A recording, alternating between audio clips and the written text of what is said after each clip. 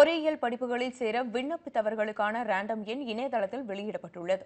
தமிழகத்தில் உள்ள 523 பொறியியல் கல்லூரிகளில் 2,70,000க்கும் மேற்பட்ட பிஇ, பிடெக் படிப்புகளுக்கான இடங்கள் உள்ளன.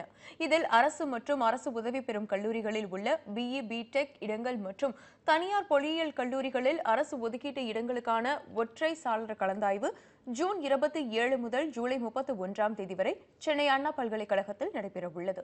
இதற்கான விண்ணப்ப பதிவு மே 1ஆம் தேதியில் இருந்து 31ஆம் தேதி வரை ஆன்லைனில் நடைபெற்றது.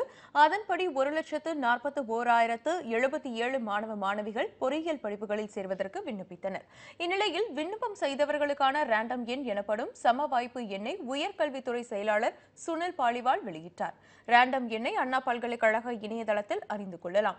ஒரே மதிப்பெண் பெற்றவர்களுக்கு இடங்களை தேர்வு செய்வதற்கு கணிதம், இயற்பியல் மற்றும் 4வது விருப்ப பாட மதிப்பெண்கள் மற்றும் பிறந்த தேதி ஆகியவற்றின் அடிப்படையில் இந்த சம வாய்ப்பு எண் வழங்கப்படுகிறது. தொடர்ந்து வரும் 22ஆம் தேதி தரவரிசை பட்டியல் வெளியிடப்பட உள்ளது.